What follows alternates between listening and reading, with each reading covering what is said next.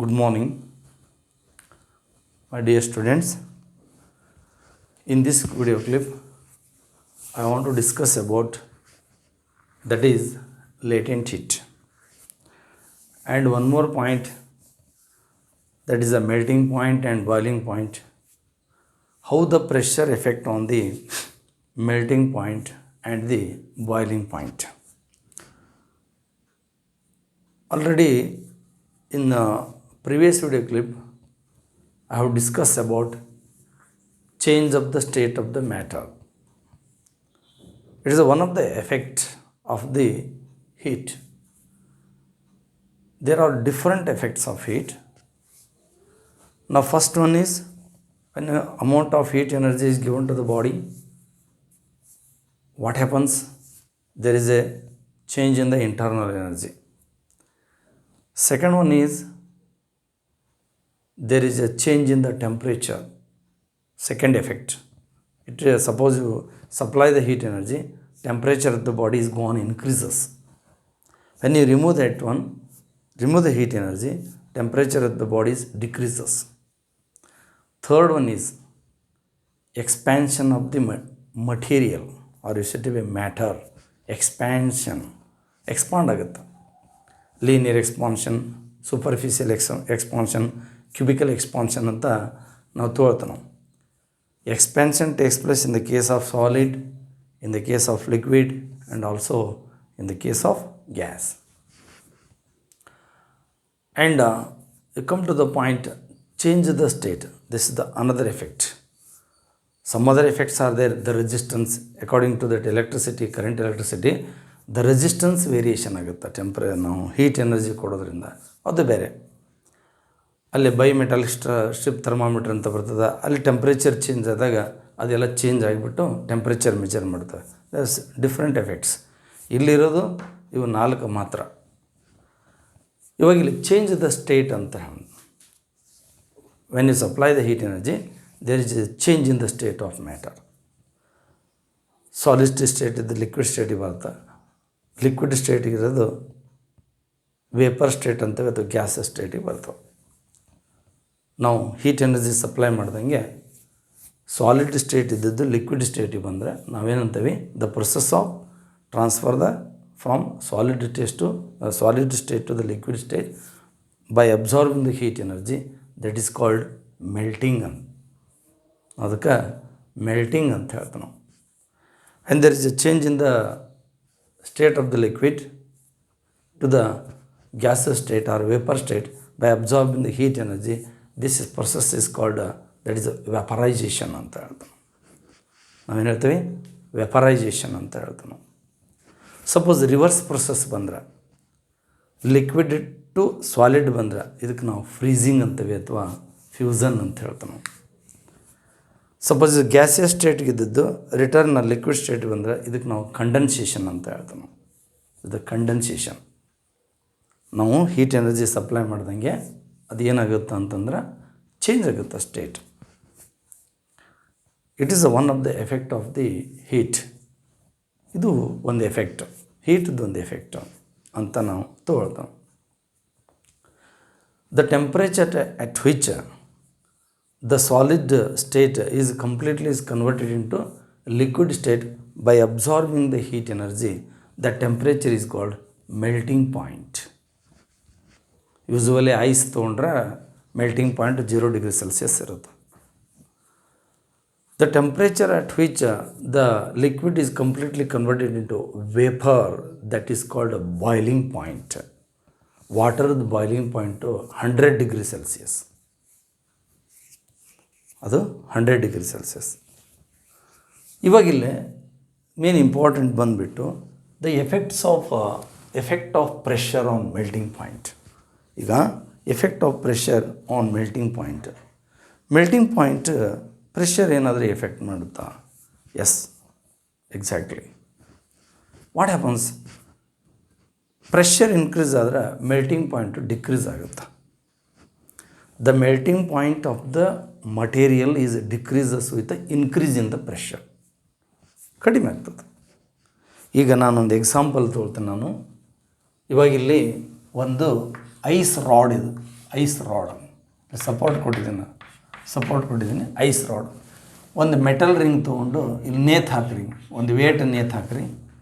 ಅವಾಗ ಅಬ್ಸರ್ವ್ ಮಾಡಿರಿ, ಇದು ಮೆಟಲ್ ರಿಂಗ್, ಇದು ಮೆಟಲ್ ರಿಂಗ್. ಅಬ್ಸರ್ವ್ ಮಾಡಿರಿ, ಇವಾಗ ಮೆಲ್ಟ್ ಆಗ್ತಿರ್ತದೆ. ಎಲ್ಲಿ ಫಾಸ್ಟಾಗಿ ಮೆಲ್ಟ್ ಆಗುತ್ತಾ? ಈ ಒಂದು ರಾಡ್ ಇದು, ಐಸ್ ರಾಡ್ ಇದು. ಇಲ್ಲೊಂದು ರಿಂಗ್ ತೊಗೊಂಡು ನಾನು ಏನು ಮಾಡ್ತೀನಿ, ಒಂದು ರಿಂಗ್ ತೊಗೊಂಡು ಇಲ್ಲೊಂದಿಷ್ಟು ವೇಟ್ ಅಪ್ಲೈ ಮಾಡ್ತೀನಿ. ಅವಾಗ ಇದು ಮೆಲ್ಟ್ ಆಗ್ಬೇಕಾದ್ರೆ ಫಸ್ಟ್ ಆ ರಿಂಗ್ ತೊಗೊಂಡು ಹಿಂಗೆ ವೇಟ್ ಅಪ್ಲೈ ಮಾಡಿರ್ತೀವಲ್ಲ, ಅಲ್ಲಿ ಫಸ್ಟ್ ಏನಾಗ್ತದೆ ಹೇಳ್ರಿ, ಮೆಲ್ಟ್ ಆಕತಿ. ಅದರಲ್ಲಿ ಪ್ರೆಷರ್ ಎಫೆಕ್ಟ್ ಮಾಡುತ್ತೆ ಆ ಮೆಲ್ಟಿಂಗ್ ಪಾಯಿಂಟಿಗೆ. ಆ ಮೆಲ್ಟಿಂಗ್ ಪಾಯಿಂಟ್ ಇದ್ರದ್ದು ಡಿಕ್ರೀಸ್ ಆಗ್ತದೆ ಪ್ರೆಷರ್ ಇನ್ಕ್ರೀಸ್ ಆದರೆ. And what about the boiling point? The effect of pressure on the boiling point ಅಂತ. ಹಾಗಾದ್ರೆ ಬಾಯ್ಲಿಂಗ್ ಪಾಯಿಂಟ್ ಮೇಲೆ ಯಾವ ರೀತಿ ಎಫೆಕ್ಟ್ ಮಾಡುತ್ತೆ? No, the boiling point of the liquid is increases with the increase in the pressure. ನೋಡಿ, melting point decrease ಆಗುತ್ತೆ pressure ಹೆಚ್ಚಾದ್ರೆ, but boiling point increase ಆಗುತ್ತೆ.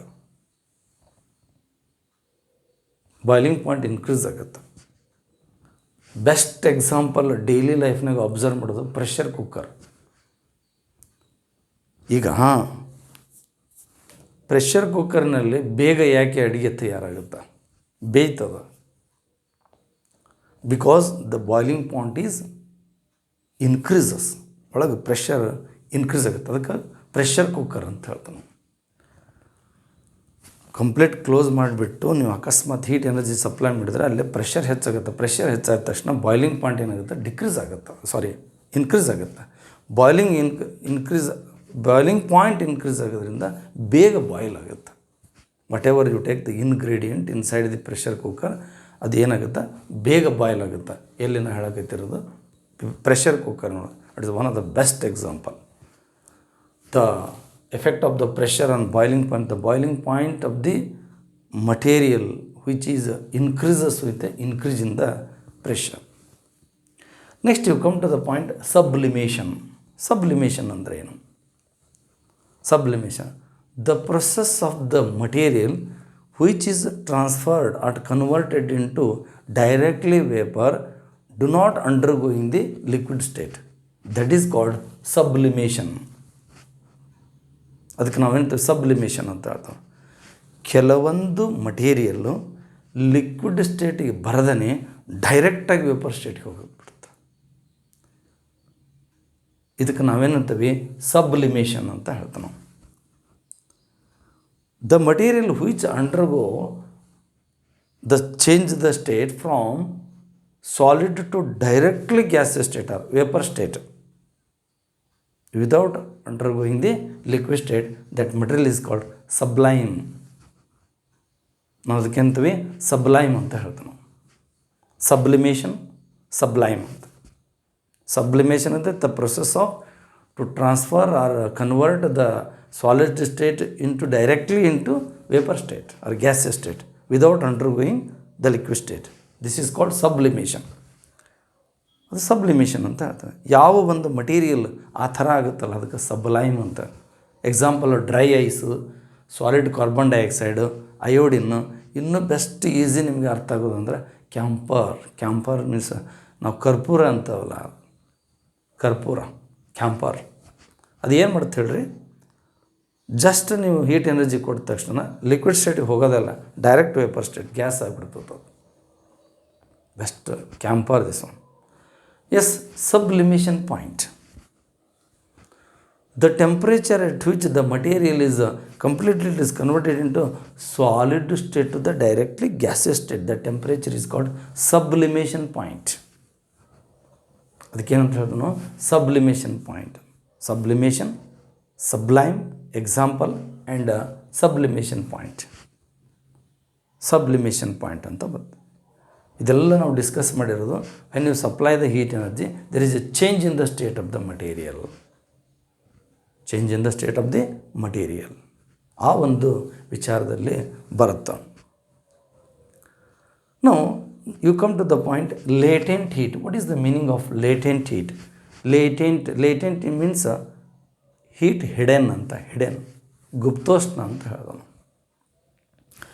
ಯಾವುದೇ ಒಂದು ಮಟೀರಿಯಲ್ಲು ಸ್ಟೇಟ್ ಚೇಂಜ್ ಆಗಬೇಕಾದ್ರೆ ಅದರ ಒಂದು ಮೆಲ್ಟಿಂಗ್ ಪಾಯಿಂಟಿನಲ್ಲಿ ಅಥವಾ ಅದರ ಬಾಯ್ಲಿಂಗ್ ಪಾಯಿಂಟಿನಲ್ಲಿ ಏನು ಮಾಡ್ತಾ it is completely convert in to another state without change in the temperature. There is a change in the state of the material by absorbing the heat without rise of the temperature. Change in the state of the matter by absorbing the heat energy but without change in the temperature. That is called latent heat or hidden heat or heat is hidden. ಈಗ ನಾವೇನು ಹೇಳ್ತೀವಿ, heat energy ತೊಗೊಂಡ ತಕ್ಷಣ temperature ಹೆಚ್ಚಾಗಬೇಕು ಅಂತ ಹೇಳ್ತಾನೆ. ಇಲ್ಲ heat energy remove ಮಾಡಿದರೆ ಟೆಂಪ್ರೇಚರ್ ಕಡಿಮೆ ಆಗಬೇಕು ಅಂತ ಹೇಳ್ತಾನೆ. ಆದರೆ ಇಲ್ಲಿ ಹಂಗೆ ಆಗೋದಿಲ್ಲ. ಹೀಟ್ ಎನರ್ಜಿ ತೊಗೊಳ್ತಿರ್ತೈತಿ ಬಟ್ ಟೆಂಪ್ರೇಚರ್ ಚೇಂಜ್ ಆಗೋದಿಲ್ಲ, ಬಟ್ ಸ್ಟೇಟ್ ಚೇಂಜ್ ಆಗ್ತಿರ್ತೈತಿ. ಸ್ಟೇಟ್ ಚೇಂಜ್ ಆಗ್ತಿರ್ತೈತಿ, ಟೆಂಪ್ರೇಚರ್ ಚೇಂಜ್ ಆಗೋಲ್ಲ. ಈ ಫಾರ್ ಎಕ್ಸಾಂಪಲ್ ಮೆಲ್ಟ್ ಆಗ್ಲಿಕ್ಕತ್ತೈತಿ, ಅದರ ಮೆಲ್ಟಿಂಗ್ ಪಾಯಿಂಟ್ನೊಳಗೆ ಕಂಪ್ಲೀಟಾಗಿ ಮೆಲ್ಟ್ ಆಕೈತೆ ಅದು, ಆದರೆ ಟೆಂಪ್ರೇಚರ್ ಚೇಂಜ್ ಆಗದೇ ಮೆಲ್ಟ್ ಆಕೈತಿ. ಆವಾಗ ಒಂದಿಷ್ಟು ಹೀಟ್ ಎನರ್ಜಿನ ಏನು ಮಾಡ್ತೈತಿ ತೊಗೊಳ್ತೈತೆ. ಆ ಹೀಟ್ ಎನರ್ಜಿ ನಾವೇನಂತ ಹೇಳ್ತೀವಿ, ಲೇಟೆಂಟ್ ಹೀಟ್ ಅಂತೀವಿ, ಅಥವಾ ಅದಕ್ಕೆ ಹೀಟ್ ಹಿಡನ್ ಅಂತ ಹೇಳ್ತಾನೆ, ಅಥವಾ ಲೇಟೆಂಟ್ ಹೀಟ್ ಅಂತ ಹೇಳ್ತಾನೆ. ಈಗ ನಾವು latent heat of fusion, the amount of heat energy absorb by the material when the change the state from solid to liquid without rise in the temperature, that is called latent heat of fusion ಅಂತ ಹೇಳ್ತಾನೆ. ಇದಕ್ಕೆ latent heat of fusion. Latent heat of fusion ಅಂದರೆ the amount of heat energy absorbed by the solid material. Solid material and it undergoes change the state from solid to the liquid without rise in the temperature. That is called latent heat of fusion. Latent heat of fusion is represented by LF. Latent heat of fusion is represented by LF. Now, at that time, during the change the state of the material, the amount of heat energy absorbed is equal to Q into M into LF. Now, M is you said to be mass of the solid which is melts. Change the state. ಯಾವ material melt ಆಗ್ಲಿಕ್ಕತ್ತಲ್ಲ ಅದರ mass ಅದು. For example ice ತೊಗೊಂಡನಿ ಅಂದರೆ ಐಸದ್ದು mass ಅದು. ಅವ latent heat fusion ಏನಾಗುತ್ತೆ, Q by M ಆಗುತ್ತೆ. ಹಾಗೆ Q by M ಅಂತಂದರೆ SI ಯೂನಿಟ್ ಏನಾಯ್ತು, joule per K G. Joule per K G is the SI unit of the what you say this is latent heat of fusion. Latent heat. If M is equal to 1 kg, LF is equal to Q. Now you define here. Latent heat of fusion is the amount of heat energy absorbed by 1 kilogram of the solid. It is completely converted into liquid without change in the temperature. Once again I repeat. Latent heat of fusion is the amount of heat energy absorbed by 1 kilogram of the solid. It is completely converted into liquid without change in the temperature. That is called LF. That is the latent heat of fusion. ಎಷ್ಟು heat energy absorb ಮಾಡ್ಕೊಳ್ತು ಕರಗೋತನ ಅದನ್ನು ನಾನು calculate ಮಾಡ್ಬೇಕಂದ್ರೆ ಎಷ್ಟು ಅದು mass melt ಆಯಿತು, ಎಷ್ಟು ಮಟೀರಿಯಲದ್ದು mass melt ಆಯಿತು into ಅದರದೇ ಲೇಟೆಂಟ್ ಹೀಟ್ ಆಫ್ ಫ್ಯೂಸನ್ ತೊಗೋಬೇಕು. ಫಾರ್ ಎಕ್ಸಾಂಪಲ್ ಐಸ್ ತೊಗೊಂಡ್ರೆ ಐಸದ್ದ ಲೇಟೆಂಟ್ ಹೀಟ್ ಆಫ್ ಫ್ಯೂಸನ್ ತೊಗೋಬೇಕು ಮತ್ತು ಅದರದ್ದು ಮಾಸ್ ತೊಗೋಬೇಕು. ಅದ್ರ ಮಾಸ್ ಇಂಟು ಅದ್ರ latent heat of fusion multiply ಮಾಡಿದರೆ ಎಷ್ಟು ಹೀಟ್ ಎನರ್ಜಿ ಅದು ತೊಗೊಳ್ತು ಅನ್ನೋದು ನಮಗಿಲ್ಲೇ ಸಿಗುತ್ತೆ. ಓಕೆ, ಇದು SI unit joule per K G. SI unit of joule per K G ಅಂತಂದರೆ ಆಟೋಮೆಟಿಕಲಿ ನೀವು dimension formula ಬರೀಬೋದು.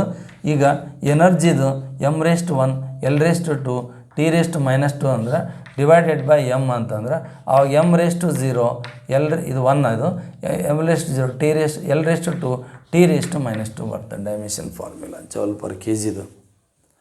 Then latent heat of vaporization. Latent heat of vaporization. What is the meaning of vaporization? The process of transfer the material which is from ಯಾವುದಿದು liquid state to the gaseous state by absorbing the heat energy. This is called vaporization. ಹಾಗಾದ್ರೆ vaporization, how you define this one? Latent heat of the vaporization. ಇಲ್ಲಿ latent heat of vaporization is represented by LV. LV ದಿಂದ representation ಮಾಡ್ತಾನೆ ಏನು latent heat of vaporization. ಹಾಗಿದ್ರೆ during the vaporization the mass of the liquid which is changed its state from liquid state to the vapor state, that is mass is m. Lv is the latent heat of vaporization. During vaporization, the liquid absorbs the heat energy. That absorption of the heat energy is equal to Q is equal to m into Lv. m ಅಂದ್ರೆ mass of the liquid which is vaporized. ಅದು Lv ಅಂದರೆ latent heat of vaporization. Latent heat of vaporization is equal to amount of heat energy absorbed by the mass of the liquid which is vaporizes ಅಂತ ಹೇಳ್ತಾನೆ. ಅವಾಗ m is equal to 1 kg ತೊಗೊಂಡ್ರೆ Lv is equal to Q ಆಗುತ್ತೆ. How you define this one? Latent heat of vaporization is the amount of heat energy absorbed by 1 kilogram of the liquid during change its state from liquid to the vaporization at its boiling point. ಅಂದರೆ without range in the temperature or at its boiling point. ಇಲ್ಲಿ ನಾವೇನು ಹೇಳ್ತೇವೆ, without change in the temperature or change the state at its melting point ಅಂತ ಹೇಳ್ತೇವೆ. ಇಲ್ಲೇ it's boiling point ಅಂತ ಹೇಳ್ತೇವೆ. ಈಗ ಒಂದು ವಿಚಾರಕ್ಕೆ ಬರೋಣ.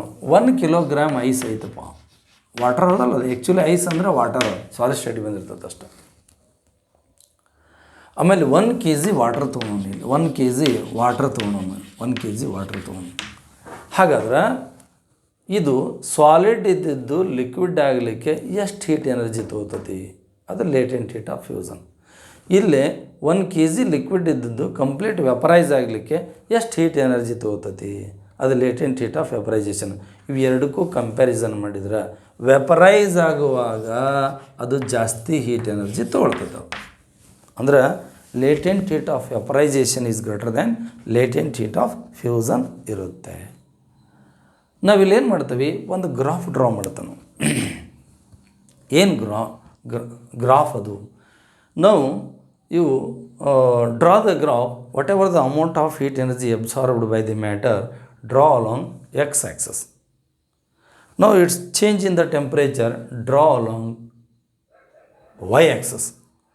ನಾ ಇಲ್ಲಿ ಗ್ರಾಫ್ ಡ್ರಾ ಮಾಡಿದ್ರು ಆರಿದ್ರು ಪರ್ಟಿಕ್ಯುಲರ್ಲಾಗಿ ಐಸಿಗೆ ಡ್ರಾ ಮಾಡಿದ್ದೀನಿ. ಐಸ್ ಅಂದರೆ ವಾಟರ್, ಸಾಲಿಡ್ ಸ್ಟೇಟ್ ಇದ್ರೆ ವಾಟರ್ ಸಾಲಿಡ್ ಸ್ಟೇಟಿಗೆ ಬಂದಿರ್ತದೆ ಅಷ್ಟೇ ಐಸ್. ಈಗ ಐಸ್ ಇರುತ್ತೆ, ಐಸ್ ಇರುತ್ತೆ, ಸಾಲಿಡ್ ಸ್ಟೇಟ್ನಾಗ ಇರುತ್ತೆ. ನಾವೇನು ಮಾಡ್ತೀವಿ, ಯು ಸಿ ದಟ್ ಗ್ರಾಫ್ ನಾವು go on solid is melt this. ಇದೇನು ಮಾಡ್ತಾ ಟೆಂಪ್ರೇಚರ್ ಇನ್ಕ್ರೀಸ್ ಆಕೋತ ಹೋಗ್ತದೆ. ಅಂದ್ರೆ ಮೈನಸ್ ಇರ್ತದೆ, -20 ಹೀಗೆ -20 ಡಿಗ್ರೀಸ್ ಐಸ್, -20 ಡಿಗ್ರಿ. ಇಲ್ಲಿಂದ ಬೇಕಾದ್ರೆ ಸ್ಟಾರ್ಟಿಂಗ್ -20 ಐತೆ ಅಂತ ತಿಳ್ಕೊಡ್ರಿ. ಅವಾಗ ಇನ್ಕ್ರೀಸ್ ಆಗೋದು ಅದರ ಅರ್ಥ ಏನು? -20ಇಂದ -15, -10, -5 ಹಿಂಗಂದ್ರೆ ಇನ್ಕ್ರೀಸ್ ಆದಂಗೆ ಅದು ಆ್ಯಕ್ಚುಲಿ. ನಾ ಏನು ಹೇಳ್ತೇನೆ ಇಲ್ಲಿ, -20 ಐತಪ್ಪ, -15, -10, -5 ಹಿಂಗೆ ಹೋದಂಗೆ ಇದ್ರ ಅರ್ಥ ಏನು? ಇನ್ಕ್ರೀಸ್ ಆದಂಗೆ ಇದೆ ಟೆಂಪ್ರೇಚರ್. ಹಿಂಗೆ ಬಂದ್ರೆ ಇನ್ಕ್ರೀಸ್ ಆದಂಗೆ, ಅದು ಡಿಕ್ರೀಸ್ ಆದಂಗಲ್ಲ. ನೆಗೆಟಿವ್ ವ್ಯಾಲ್ಯೂ ಹಿಂಗೆ ಬಂದ್ರೆ ಇನ್ಕ್ರೀಸ್ ಆಕತ್ತ ಹೋದ, ಇದು ಹೀಟ್ ಎನರ್ಜಿ ತೊಗೊಳ್ತಾ ಹೋಗ್ತೈತಿ, ಟೆಂಪ್ರೇಚರ್ ಇನ್ಕ್ರೀಸ್ ಆಕೋತ ಹೋಗ್ತದೆ. ಯಾವಾಗ 0 ಡಿಗ್ರಿ ಸೆಲ್ಸಿಯಸ್ ಬರ್ತದೆ ಆವಾಗ ಮೆಲ್ಟ್ ಆಗಲಿ ಸ್ಟಾರ್ಟ್ ಆಕೈತಿ. ಯಾವಾಗ ಇದು ಮೆಲ್ಟ್ ಆಗಲಿ ಸ್ಟಾರ್ಟ್ ಆಯಿತು, ಯಾವುದೇ ಕಾರಣಕ್ಕೂ ಫರ್ದರ್ ಟೆಂಪ್ರೇಚರ್ ರೈಸ್ ಆಗಲ್ಲ, ಕಾನ್ಸ್ಟಂಟ್ ಉಳಿತೈತಿ. ಐಸಿ ನೀವು ಹೀಟ್ ಎನರ್ಜಿ ಕೊಡ್ತಾ ಹೋಗಿರಿ, ಟೆಂಪ್ರೇಚರ್ ಇನ್ಕ್ರೀಸ್ ಆಕತ್ತ ಹೋಗ್ತೈತಿ. 0 ಡಿಗ್ರಿ ಸೆಲ್ಸಿಯಸ್ ಬಂದ ತಕ್ಷಣ ಅದು ಏನು ಮಾಡ್ತೈತೆ ಹೇಳ್ರಿ, ಮೆಲ್ಟ್ ಆಗಲಿಕ್ಕೆ ಸ್ಟಾರ್ಟ್ ಆಗತ್ತೆ. ಹೀಟ್ ಎನರ್ಜಿ ತೊಗೊಳ್ತಿರ್ತೈತಿ, ಮೆಲ್ಟ್ ಆಗ್ತಿರ್ತೈತಿ, ಆದರೆ ಟೆಂಪ್ರೇಚರ್ ಚೇಂಜ್ ಆಗೋದಿಲ್ಲ. ಅಂದ್ರೆ ಅದು ಲೇಟೆಂಟ್ ಹೀಟ್ ಆಫ್ ಫ್ಯೂಸನ್. ಅದು ಇಷ್ಟು LF, latent heat of fusion. ಅದು ಇರೋ ಸಾಲಿಡ್ ಕಂಪ್ಲೀಟ್ ಲಿಕ್ವಿಡ್ ಆಗೋತನ ನಾ 1 kg ತೊಗೊಂಡನಪ್ಪ. ನಾನು ಇಲ್ಲಿ 1 kg ನಾನು ಡ್ರಾ ತೊಗೊಂಡಿರೋ ಸಾಲಿಡ್ ಎಷ್ಟು 1 kg. ಅವಾಗ ಕಂಪ್ಲೀಟ್ ಸಾಲಿಡ್ ಇದ್ದದ್ದು ಲಿಕ್ವಿಡ್ ಆಗೋತನ ಏನು ಮಾಡೋದಿಲ್ಲ ಅಂದ್ರೆ ಟೆಂಪ್ರೇಚರ್ ರೈಸ್ ಆಗಲ್ಲ, 0 ಡಿಗ್ರಿ ಸೆಲ್ಸಿಯಸ್ ಅಷ್ಟು ಮೆಲ್ಟ್ ಆಗತ್ತೆ. ಅವಾಗ ಎಷ್ಟು ಎನರ್ಜಿ ತೊಗೊಳ್ತದ್ದು? 335 × 10⁻³ ಜೌಲ್ ತೊಗೊಳ್ತದೆ 1 kg ಮೆಲ್ಟ್ ಆಗಲಿಕ್ಕೆ. ಕಂಪ್ಲೀಟ್ ಮೆಲ್ಟ್ ಆಗಿ ಲಿಕ್ವಿಡ್ ಆತಲ್ಲ, ಲಿಕ್ವಿಡ್ ಅಂದರೆ ವಾಟರ್, ಮತ್ತು ಇನ್ಕ್ರೀಸ್ ಆಕೋತ ಹೋಗತ್ತೆ ಟೆಂಪ್ರೇಚರ್ 0ದಿಂದ 10, 20, 30, 40, 50, 60, 70, 80, 90, 100 ಬಂದ ತಕ್ಷಣ ಬಾಯ್ಲಿಂಗ್ ಪಾಯಿಂಟ್ ಅಲ್ಲ, ವಾಟರ್ದು ಬಾಯ್ಲಿಂಗ್ ಪಾಯಿಂಟ್ ಅಲ್ಲ. ಅಲ್ಲಿ ಬಂದ ತಕ್ಷಣ ಫರ್ದರ್ ಟೆಂಪ್ರೇಚರ್ ಇನ್ಕ್ರೀಸ್ ಆಗಲ್ಲ. ಏನಾಗತ್ತೆ, it is completely converted into vapour state. ಅದು ಏನಾಕತಿ, ವೇಪರ್ ಆಕತಿ ಆ್ಯಟ್ ಇಟ್ಸ್ ಬಾಯ್ಲಿಂಗ್ ಪಾಯಿಂಟ್, ಇಲ್ಲಿ at its melting point. It absorb the heat energy to transfer the liquid state to the vapour state at its boiling point. whatever the amount of heat energy absorbed, that is LV. LV is latent heat of vaporization. ಹಾಗಾದರೆ 1 kg water ಕಂಪ್ಲೀಟಾಗಿ vapour ಆಗಲಿಕ್ಕೆ ಎಷ್ಟು heat energy ತೊಗೊಳ್ತತಿ? It absorb the heat energy 2262 into 10⁻³ joule per K G. ಅಂದರೆ 1 kg water complete vapour ಆಗಲಿಕ್ಕೆ ಎಷ್ಟು energy ತೊಗೊಳ್ತದೆ? 2262 joule ತೊಗೊತದೆ 1 kg ವಾಟರ್ ಕಂಪ್ಲೀಟ್ ವೇಪರ್ ಆಗಲಿಕ್ಕೆ. ಮತ್ತು ಫರ್ದರ್ ಇನ್ಕ್ರೀಸ್ ಆಕತ್ತ ಹೋಗತ್ತೆ. ಮತ್ತು ಮುಂದೆ ಪ್ಲಾಸ್ಮಾ ಸ್ಟೇಟ್, ನಾವಲ್ಲಿ ತೊಗೊಳಂಗಿಲ್ಲ ಅದನ್ನು. ಪ್ಲಾಸ್ಮಾ ಸ್ಟೇಟ್ ಅಂದ್ರೇನು? ಇರೋ ಮಾಲಿಕ್ಯೂಲು ಏನಕ್ಕವು ಅಂದ್ರೆ ಬ್ರೇಕ್ ಆಕವು. ಯಾವಾಗಲೂ ಐಸ್ನೊಳಗೆ ಏನಂತವೆ, ರಿಜಿಡ್ ಮಾಲಿಕ್ಯುಲರ್ ಸ್ಟ್ರಕ್ಚರ್ ಇರ್ತೈತಿ. ಲಿಕ್ವಿಡ್ ಸ್ಟೇಟ್ ಬಂದು ಮಾಲಿಕ್ಯೂಲ್ಸ್ ಏನಾಗ್ತಾವೆ, ಫ್ರೀ ಆಕವು, ದೂರ ಸರಿತಾವೆ. ಗ್ಯಾಸ್ ಸ್ಟೇಟಿಗೆ ಬಂದಾಗ ಮಾಲಿಕ್ಯೂಲ್ ಇನ್ನೂ ದೂರ ಸರಿತಾವೆ. ಅದಕ್ಕಿಂತಲೂ ಹೆಚ್ಚು ಪಾಯಿಂಟ್, ಬಾಯ್ಲಿಂಗ್ ಪಾಯಿಂಟ್ಗಿಂತ ಹೆಚ್ಚಿಗೆ ಹೋದಾಗ ಅದು ಏನಾಕತಿ, ವೇಪರ್ ಸ್ಟೇಟಿಂದ ಮುಂದೆ ಆ ಮಾಲಿಕ್ಯೂಲು ಬ್ರೇಕ್ ಆಗಿ ಅಯಾನ್ ಆಗಿ ಮುಂದೆ ಪ್ಲಾಸ್ಮಾ ಸ್ಟೇಟ್ಗೆ ಹೋಗ್ತದೆ. ಅದು ಮುಂದಿನ ವಿಚಾರ. ಈಗ ಇಲ್ಲೇ ಕೆಲವೊಂದು ಎಕ್ಸಾಂಪಲ್ ಅದಾವ ಲೇಟೆಂಟ್ ಹೀಟ್ ಆಫ್ ಫ್ಯೂಸನ್ ಮತ್ತು ಲೇಟೆಂಟ್ ಹೀಟ್ ಆಫ್ ವ್ಯಾಪರೈಜೇಷನ್. ಈಗ ನೋಡಿರಿ, ಐಸ್ಗೆ 0 ಡಿಗ್ರಿ ಸೆಲ್ಸಿಯಸ್ ಮೆಲ್ಟಿಂಗ್ ಪಾಯಿಂಟ್ ಇದ್ದರೆ latent heat of fusion 335 into 10⁻³ joule per K G. ಈ ಅಬ್ಸರ್ವ್ಡ್ ಫಾರ್ ದ ಅಲ್ಯೂಮಿನಿಯಂ ತೊಗೊಳ್ರಿ, 660 ಡಿಗ್ರಿ ಸೆಲ್ಸಿಯಸ್ ಏನಿದು ಮೆಲ್ಟಿಂಗ್ ಪಾಯಿಂಟು, ಅದ್ರದ್ದು ಲೇಟೆಂಟ್ ಹೀಟ್ ಆಫ್ ಫ್ಯೂಸನ್ ಎಷ್ಟು? 377 into 10⁵. ಕರಗೋ ಟೈಮ್ನಾಗ ಭಾಳ ತೊಗೊಳಂಗಿಲ್ಲ ಇದು, ಆಲ್ಮೋಸ್ಟ್ ಐಸ್ ತೊಗೊಂಡಷ್ಟು ತೊಗೊತದೆ. ಆದ್ರೆ ಕರಗಲಿಕ್ಕೆ ಸ್ಟಾರ್ಟ್ ಆಗ್ಬೇಕಂದ್ರೆ ಜಾಸ್ತಿ ತೊಗೊತೈತಿ. ಇವನ್ನ ಗೋಲ್ಡ್ ಆದ್ರೆ ಅಷ್ಟೆ. ಗೋಲ್ಡ್ ನೋಡಿರಿ, melting point 1063 degree Celsius, 1063 degree Celsius. Now during melting it absorb the less amount of energy. ಆದರೆ ಕರಗಲಿಕ್ಕೆ ಸ್ಟಾರ್ಟ್ ಆಗ್ಬೇಕು, it takes more time or more heat energy. ಆ ಒಂದು ಮೆಲ್ಟಿಂಗ್ ಪಾಯಿಂಟಿಗೆ ಬರ್ಬೇಕಂದ್ರೆ ಸಾಕಷ್ಟು ಹೀಟ್ ಎನರ್ಜಿನ ಏನು ಮಾಡ್ತದೆ, ಅಬ್ಸರ್ವ್ ಮಾಡ್ಕೊಳ್ತೈತಿ. ಇದನ್ನ ಎಲ್ಲಿ ಅಬ್ಸರ್ವ್ ಮಾಡ್ಬೋದು? ಗೋಲ್ಡ್ ಸ್ಮಿತ್ ಏನು ಮಾಡ್ತಾರೆ, ಒಂದು ಕುಲುಮೆ ಒಳಗೆ ಏನು ಮಾಡ್ತಾರೆ ಹೇಳ್ರಿ, ಕರಗಿಸ್ತಾರೆ ಬಂಗಾರನ. ಗೋಲ್ಡನ್ನು ಏನು ಮಾಡ್ತಾರೆ, ಮೆಲ್ಟ್ ಮಾಡ್ತಾರೆ. ನೀವು ಮೆಲ್ಟ್ ಆಗಿ ಸ್ಟಾರ್ಟ್ ಅಂದರೆ ಲೇಟ್ ಆಗೋದಿಲ್ಲ, ಬೇಗನೆ ಮೆಲ್ಟ್ ಆಗುತ್ತೆ. ಬಟ್ ಮೆಲ್ಟ್ ಆಗಲಿಕ್ಕೆ ಸ್ಟಾರ್ಟ್ ಆಗೋದು ಭಾಳ ಟೈಮ್ ತೊಗೊತಾವೆ. ಸರಿ, ಇಲ್ಲೇ ಲೇಟೆಂಟ್ ಹೀಟ್ ಆಫ್ ವ್ಯಾಪರೈಜೇಷನ್, ಇವೆಲ್ಲ LF. ಇಲ್ಲಿ ಬಂದು LV, latent heat of vaporization. ವಾಟರ್ದು ಬಾಯ್ಲಿಂಗ್ ಪಾಯಿಂಟನ್ನು ಇಲ್ಲಿ ಬರೆದಿರೋದು ಬಾಯ್ಲಿಂಗ್ ಪಾಯಿಂಟ್, ಇಲ್ಲಿ ಬರೆದಿರೋದು melting point. Boiling point 100 degree Celsius. ಅವಾಗ latent heat of vaporization 2262 into 10⁻³ joule per K G. ನೋಡಿರಿ ಎಷ್ಟಿದೆ, ಜಾಸ್ತಿ ಇದೆ ವ್ಯಾಪರೈಜೇಷನ್. ಭಾಳ ಲೇಟಾಗಿ ಅದು ಗ್ಯಾಸ್ ಸ್ಟೇಟಿಗೆ ಬರ್ತದೆ, ಭಾಳ ಎನರ್ಜಿ ತೊಗೊಳ್ತದೆ. ಅಲ್ಯೂಮಿನಿಯಮ್ ಬಾಯ್ಲಿಂಗ್ ಪಾಯಿಂಟ್ ಹೆಚ್ಚದ 2450 ಡಿಗ್ರಿ ಸೆಲ್ಸಿಯಸ್. ಬಟ್ ಬಾಯ್ಲ್ ಆಗಲಿಕ್ಕೆ ಕಂಪ್ಲೀಟ್ ವೇಪರ್ ಸ್ಟೇಟಿಗೆ ಬರಲಿಕ್ಕೆ ತೊಗೊಳ್ತಕ್ಕಂಥ ಎನರ್ಜಿ ಇದಕ್ಕಿಂತ ಕಡಿಮೆ ಅದ. 11,394 ಅದ. ಅಂದ್ರೆ ಅಲ್ಯೂಮಿನಿಯಮ್ಮು ಕಂಪ್ಲೀಟ್ ಅದು ಯಾವುದು ಬಾಯ್ಲ್ ಆಗಲಿಕ್ಕೆ ಅಂದರೆ ವೇಪರ್ ಸ್ಟೇಟ್ ಬರಲಿಕ್ಕೆ ಬಹಳ ಏನು ಮಾಡ್ತದೆ ಅಂದ್ರೆ ಹೀಟ್ ಎನರ್ಜಿನ ಅಬ್ಸಾರ್ವ್ ಮಾಡ್ಕೊತದೆ. ಯಾವುದು? ಅಲ್ಯೂಮಿನಿಯಮ್ಮು. ಅದಕ್ಕೆ ಇದು ಎಷ್ಟದ ಹೇಳ್ರಿ, ದಟ್ ಈಸ್ 11,394 ಇಂಟು 10⁻³ ಅದ. ನೆಕ್ಸ್ಟ್ ಗೋಲ್ಡ್ಗೆ ಬರ್ರಿ, 2500 ಬಾಯ್ಲಿಂಗ್ ಪಾಯಿಂಟ್ ಆದರೆ 1578 ಇಂಟು 10⁻³ ಏನದು ಜೌಲ್ ಪರ್ ಕೆ ಜಿ. ಏನಿದು ಲೇಟೆಂಟ್ ಹೀಟ್ ಆಫ್ ವ್ಯಾಪರೈಜೇಷನ್. ನೋಡಿರಿ, ಅಲ್ಯೂಮಿನಿಯಮ್ದು ಲೇಟೆಂಟ್ ಹೀಟ್ ಆಫ್ ವ್ಯಾಪರೈಜೇಷನು ಹೆಚ್ಚದ. ಇನ್ನು ನಾವು ನೆಕ್ಸ್ಟ್ ಪಾಯಿಂಟ್ ಬ್ಲ್ಯಾಕ್ ಬಾಡಿಗೆ ಬರೋಣ. ಇಲ್ಲಿ ಏನು ಮಾಡಿದರು, ನಿಮ್ಮ ಸಿಲೆಬಸ್ ಎಲಿಮಿನೇಟ್ ಮಾಡುವಾಗ ಟ್ರಾನ್ಸ್ಫರ್ ಆಫ್ ಹೀಟ್ ತೆಗೆದುಬಿಟ್ರು. Transfer of heat 3 modes of transfer of heat ಬರ್ತವೆ. ಒಂದು ಕಂಡಕ್ಷನ್ನು, ಒಂದು ಕನ್ವೆಕ್ಷನ್, ಇನ್ನೊಂದು ರೇಡಿಯೇಷನ್. ಆದರೆ ಇಲ್ಲಿ ಏನು ಮಾಡಿದರು, ಬ್ಲ್ಯಾಕ್ ಬಾಡಿ ಮತ್ತು ಸಿಲೆಬಸ್ಸಿಗೆ ತೊಗೊಂಡ್ರು. ನಾವೇನು ಮಾಡ್ತೀವಿ, ಯಾವುದೇ ಒಂದು ಹಾಟ್ ಬಾಡಿಯಿಂದ ಎಮಿಟ್ ಆಗ್ತಕ್ಕಂಥ ಎನರ್ಜಿಗೆ ನಾವೇನಂತೀವಿ, ರೇಡಿಯಂಟ್ ಎನರ್ಜಿ ಅಂತ ಹೇಳ್ತೀವಿ, which is transferred from one place to the another place without affecting the intervening medium. This is called radiation. ಇದಕ್ಕೆ ರೇಡಿಯೇಷನ್ ಅಂತ ಹೇಳ್ತಾನೆ. ಬೆಸ್ಟ್ ಎಕ್ಸಾಂಪಲ್ ಅಂದರೆ the radiant energy emitted from the sun, it reach to the surface of the earth without affecting the intervening medium. ಸನ್ ಅಂದರೆ ಇದೆಯಲ್ಲ, ಅದರಿಂದ radiant energy emit ಆಗ್ತದೆ. Emit ಆಗಿರ್ತಕ್ಕಂಥದ್ದು ಭೂಮಿಗೆ ಬಂದು ತಲುಪ್ತದೆ. ಅಲ್ಲಿಂದ ಭೂಮಿಗೆ ಬಂದು ತಲುಪುವಾಗ ಮಧ್ಯದಲ್ಲಿ ಇರುವ ಯಾವುದೇ ಮೀಡಿಯಮ್ಗೆ ತೊಂದರೆ ಕೊಡುವುದಿಲ್ಲ. ಇದಕ್ಕೆ ನಾವು ರೇಡಿಯೇಷನ್ ಅಂತ ಹೇಳ್ತೀವಿ. ಆ ರೇಡಿಯಂಟ್ ಎನರ್ಜಿ ಯಾವುದೇ ಒಂದು ಬಾಡಿ ಮೇಲೆ ಇನ್ಸಿಡೆಂಟ್ ಆದಾಗ ಒಂದಿಷ್ಟು ರಿಫ್ಲೆಕ್ಟ್ ಆಗುತ್ತೆ,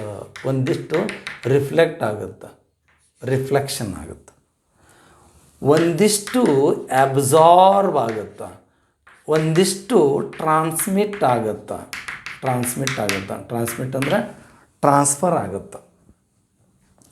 ಈಗ ಎಷ್ಟೋ ಒಂದು 100 ಜೌಲ್ ಅಂತ ತಗೊಳಪ್ಪ, ಕ್ಯೂ ಅದು ಇನ್ಸಿಡೆಂಟ್, ಒಂದಿಷ್ಟು ಅಬ್ಸಾರ್ಬ್ ಆಗುತ್ತೆ. ಈ ಫಾರ್ ಎಕ್ಸಾಂಪಲ್ ಇದು ಯಾವುದಿದು ರಿಫ್ಲೆಕ್ಟ್, ಓಕೆ, ಒಂದಿಷ್ಟು ರಿಫ್ಲೆಕ್ಟ್ ಆಗುತ್ತೆ. ರಿಫ್ಲೆಕ್ಟ್ ಆಗಿರೋದು 25 ಜೌಲ್ ಅಂತ ತಿಳ್ಕೊಳ್ಳೋಣ. ಒಂದಿಷ್ಟು ಅಬ್ಸಾರ್ಬ್ ಆಗುತ್ತೆ. ಅಬ್ಸಾರ್ಬ್ ಆಗಿರೋದು ಒಂದು ಎಕ್ಸಾಂಪಲ್ ತೊಗೋತಾನೆ, ಹಾಗೆ 30 ಅಂತ ತಿಳ್ಕೊ. ಇನ್ನು ಕೆಲವೊಂದಿಷ್ಟು ಟ್ರಾನ್ಸ್ಮಿಟ್ ಆಗುತ್ತೆ. ಟ್ರಾನ್ಸ್ಮಿಟ್ ಆಗಿರೋದು ಎಷ್ಟಿರ್ತದೆ, law of conservation of energy ಪ್ರಕಾರ ಇದು 55 ಆಯಿತು. 45 ಜೌಲ್ ಏನಾಗಿರ್ತದೆ, ಟ್ರಾನ್ಸ್ಮಿಟ್ ಆಗಿರ್ತದೆ, ಟ್ರಾನ್ಸ್ಫರ್ ಆಗಿರ್ತದೆ. When radiant energy is incident on any material body, part of the energy is reflects, part of the energy is absorbed, part of the remaining part of the energy is transfer or transmitter. ಅವಾಗ how much amount of energy is reflected divided by amount of heat energy is incident. This ratio is called coefficient of reflection. The coefficient of reflection. The coefficient of reflection is the ratio of the amount of heat energy is reflect to the amount of heat energy or radiant energy is incident. ಇಲ್ಲಿ coefficient of absorption ಅಂದ್ರೆ the amount of radiant energy, radiation, amount of, that is the heat energy. The radiant energy is absorbed to the amount of radiant energy is incident. ಇದು coefficient of absorption. ಆಮೇಲೆ transmission ಅಂದ್ರೆ coefficient of transmission. It is the ratio of the amount of radiant energies transmitted to the amount of radiant energies incident. ಇದನ್ನು ratio ತೊಗೊಂಡ್ರೆ ಏನಾಗ್ತದೆ, coefficient of transmission ಬರುತ್ತೆ.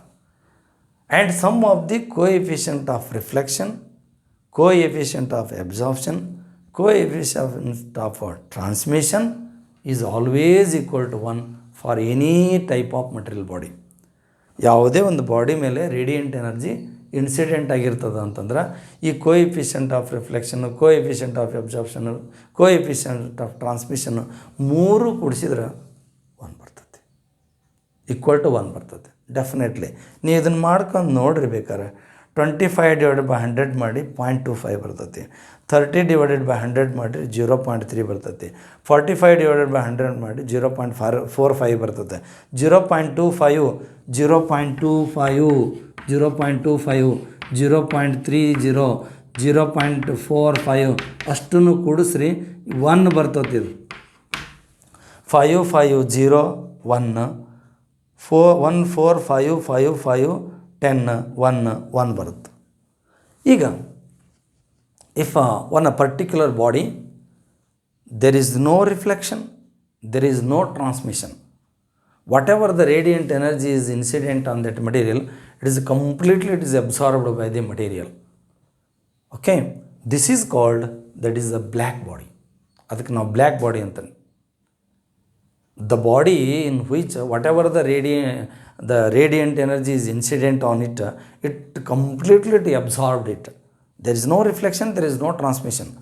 Such body is called black body or you set be perfectly black body.